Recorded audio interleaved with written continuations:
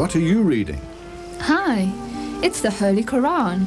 But isn't the Quran only for Muslims? Not at all. Its teachings are addressed to all humanity, from heads of state to everyday people like us. What does it teach us? It's a book of life for life. No thinking person should pass through life without it. Where can I get a copy? From the IPCI, 124 Queen Street, Durban.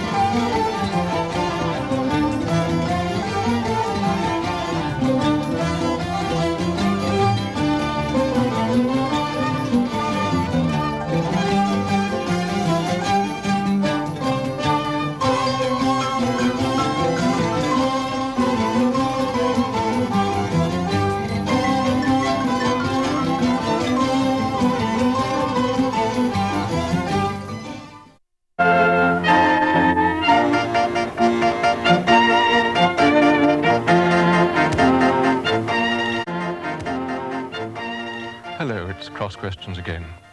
On our panel today are Mr. Ahmed Deedat, Maulana A.R. Sufi, Mr. John Gilchrist, and Father Bonaventure Hinwood. Judaism, Christianity, and Islam are regarded as the three major monotheistic religions of the world. A while ago we discussed Christianity and Judaism. Today we discuss Christianity and Islam. Let's begin by asking what we have in common. Mr. Deedat. I believe that Islam is the only non-Christian faith, which makes it an article of faith for its followers to believe in Jesus. No Muslim is a Muslim if he does not believe in Jesus. Father Bonaventure.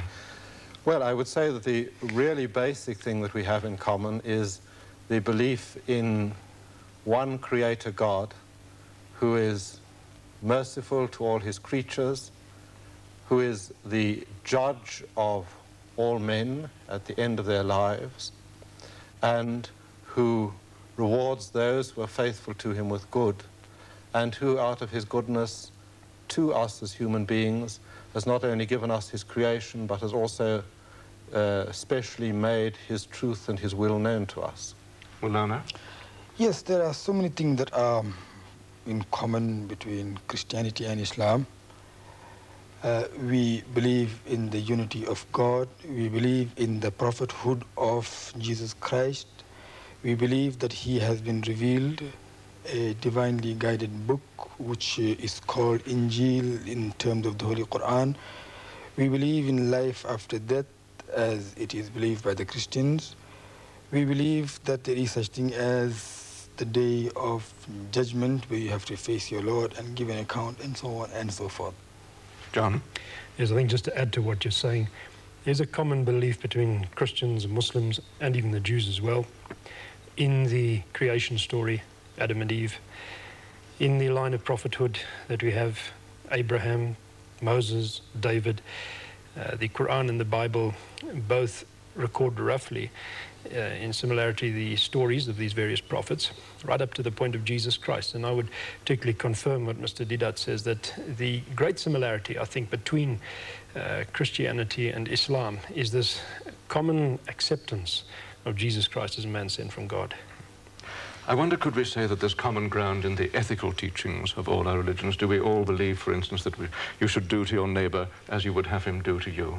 Of course. I think this is the teaching of all religions. Of all religions, basics. Yes. And I think that, you know, particularly in the modern world where materialism and the affluent and permissive society are eating away so badly at moral values, at sense of truth and justice, of purity, of the fact of having one's life based on something beyond merely the here and now success and enjoyment and possession of things, that this is where it's very important that the great monotheistic religions, and particularly Islam and Christianity, pull together to try and preserve what can be preserved of morality out of the general decay of society.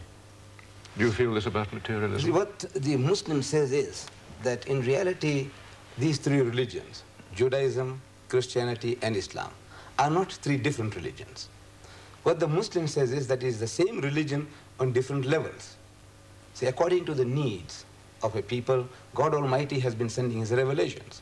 And whatever he gave through Moses was the fittest message for the needs. And in time, Jesus Christ, we believe, another spiritual physician, he came along to solve the problems of the Jews. And in that evolution of religion, we believe that Islam is the culmination, is the final point, is the fulfillment of all religions. Teaching of Moses, Jesus, and Muhammad brought into one. Maulana, could I ask you this question? Religion, I think, sets out, I think we probably all agree, to answer the question, what shall I do to be saved? I mean, man feels a need to know that he is on the right side of ultimate reality. So how does Islam answer that basic question, what shall I do to be saved? It's very, very simple. Almighty Allah, or God as is known, has guided us divinely through the medium of various messengers that he has sent from time to time.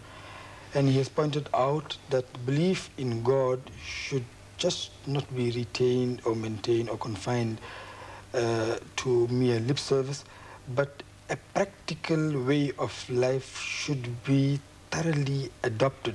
And this display of urge to be successful in the hereafter should be displayed in our daily life, every activity. The point of Islam is what you do inside the church or the mosque and what you do outside in the street. Both are the business of God, meaning you are answerable to what you do inside and outside. And in order to be successful in this world and the hereafter, divine teachings have been given by various messengers of Allah, and they have been completed by the Holy Prophet Muhammad ﷺ, may peace be on him. And these messages have been recorded in the Quran and the tradition of the Holy Prophet. Would it be true to say that you have to attain a certain level of goodness in order to be accepted by God? Yes, you have to be spiritually clean, interior and your exterior. And this depends on your religious observances and also on how you behave to your fellow man in the world outside. In a nutshell, Bill, what you would say, fear God and keep his commandments. But this is the whole duty of man. Yes. And if you can do that, salvation is yours. Yes, I would beg to differ with that. This is ultimately, I think, where the major difference comes in between Islam and Christianity. I don't know to what extent it is true to say that the ethics of all religions in the world are the same. I feel that the ethics between Judaism, Christianity, and Islam have much in common, but there's some vital differences. But I'd say that from a Christian point of view, Christianity is quite unique in one sense, and in this sense it differs from all religions, in that it seems to me that every other religion teaches there's an obligation on man to attain to a certain standard, to follow the commandments of God, and the hope held out is that if a man holds these commandments of God and performs them to a certain extent, he'll be acceptable by God. Now, the Christian faith teaches precisely the opposite in principle. It says that God has reached down to man, and that in